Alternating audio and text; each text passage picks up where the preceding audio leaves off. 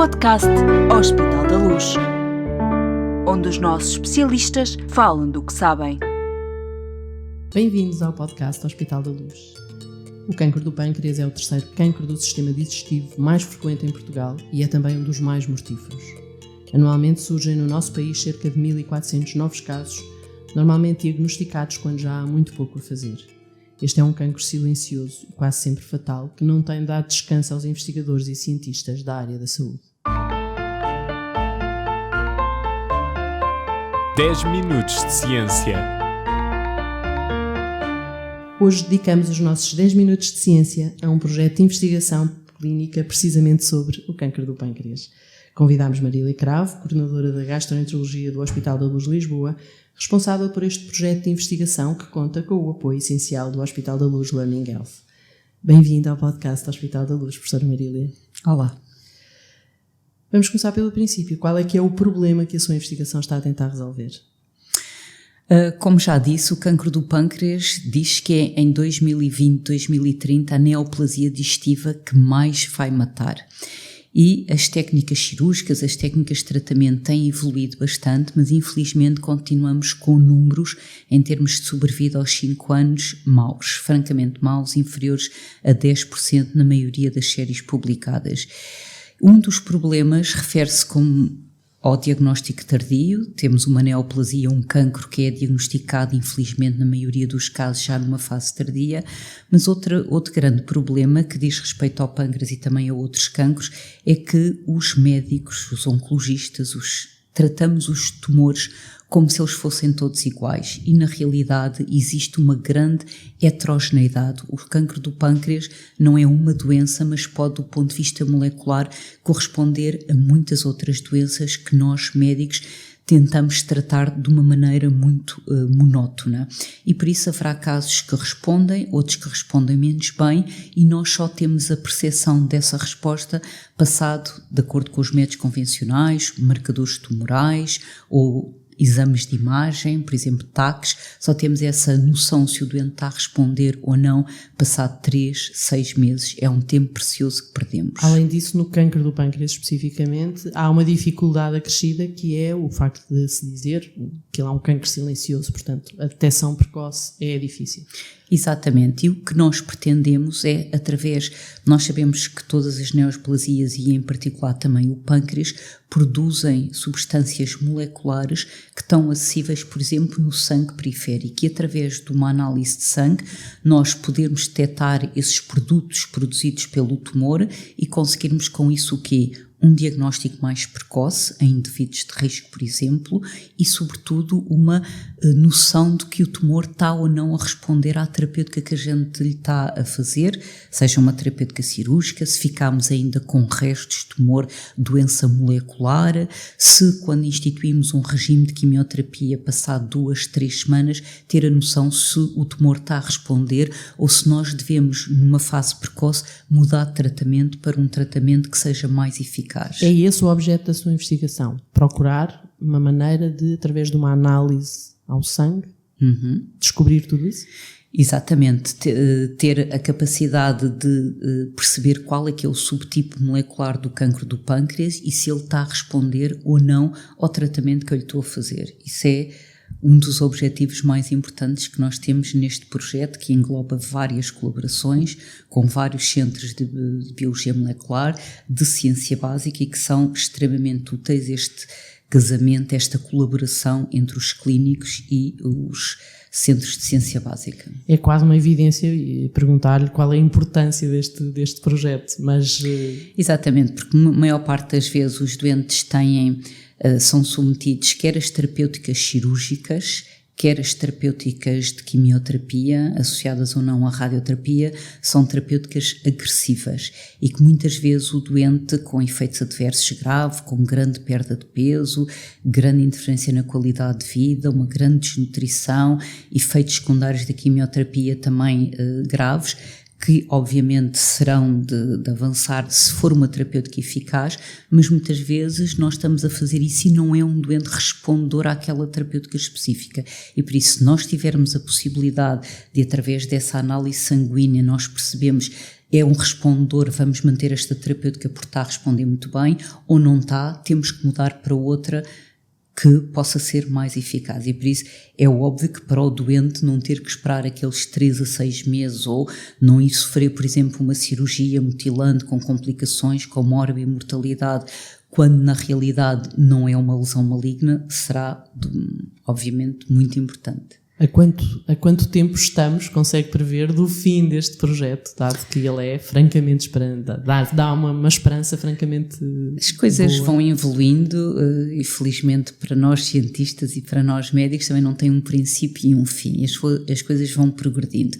Nós de facto temos colaborações com 3 centros nesta área e umas estão no início, outras já estão mais avançadas, outras ainda não começaram e felizmente eu gosto de fazer ciência e gosto de investigar e por isso não há propriamente um fim. Agora que nós, em colaboração também com outros centros estrangeiros, há grandes progressos nessa área. Com quantos doentes já está a trabalhar neste projeto e que resultados é que já teve? Pronto, nós estamos a fazer uma colheita prospectiva. Há estudos aprovados nestes estudos de identificação de marcadores moleculares em doentes com adenocarcinoma do pâncreas. Já temos cerca de 60 doentes incluídos. Nesses doentes, após a autorização do mesmo, nada vai interferir e os doentes também têm que perceber que estão a colaborar com a ciência em termos práticos neste momento. Isso não vai influenciar, nem deveria, nem seria ético que tal acontecesse, não vai influenciar as suas decisões terapêuticas.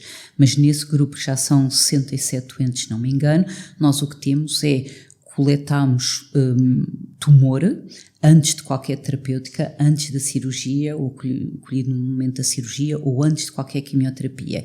E depois coletamos também amostras de sangue periférico, em que vamos, no momento do diagnóstico do tumor, e depois longitudinalmente, à medida que o doente foi sendo seguido, foi sendo tratado com as várias modalidades terapêuticas. Um objetivo é nós compararmos o padrão de moléculas, de mutações, de alterações genéticas presentes no tumor e no sangue periférico, para saber se elas são identificáveis ou não. E depois ir seguindo longitudinalmente, e já temos doentes com 3 anos de seguimento, em que nós vamos ver como é que essas alterações moleculares detectadas ab início vão evoluindo de acordo com as várias terapêuticas efetuadas. Neste momento, nós temos colaborações com a Faculdade de Ciências e Tecnologia da Universidade Nova de Lisboa, com o grupo do professor Pedro Viana Batista, em que foram detectadas, e é um estudo muito interessante, porque nós quando falamos em biologia molecular é difícil nós transpormos isto para a clínica, ou seja, na realidade nós temos um doente a quem fazemos um exame e em quem precisamos de, se calhar em 2, 3 dias, de saber, ok, ele tem a mesma mutação ou não, ele vai responder a esta terapêutica ou não. E as técnicas de biologia molecular, o que é que acontece? Nós escolhemos o sangue, depois extraímos o DNA, depois vamos amplificar por PCR, que são coisas que não, na prática clínica é difícil nós estarmos à espera que elas estejam disponíveis esses dados para o clínico decidir em tempo útil, vou ou não mudar o tratamento. Esse grupo liderado por professor Pedro Viana Batista, o que eles estão a fazer é desenvolver, por isso estudámos as mutações do K-RAS e vimos que há um grupo que tem muito pior prognóstico do que o outro, e o que os investigadores estão a desenvolver é um kit, um dispositivo, um device que possa estar presente na sala da cirurgia ou quando eu faço a amostra, em que colocamos lá diretamente, seja a biópsia, seja o sangue, e conseguimos ver, ok, tem a mutação ou não tem, está a responder, diminuiu ou não. Ou seja, seria uma coisa em termos úteis ao lado do doente muito mais imediata do que as técnicas mais sofisticadas e clássicas tradicionais de biologia molecular.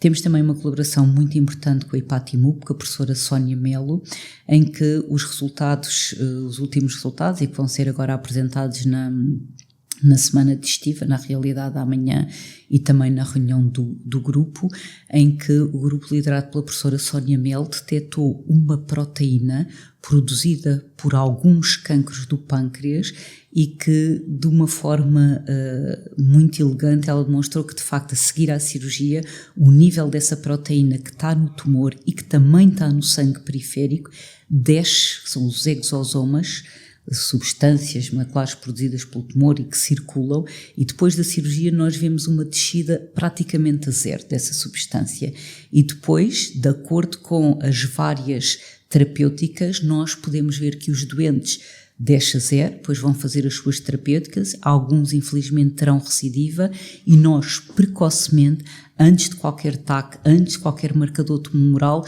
essa substância aparece no sangue periférico. E isso, o que é?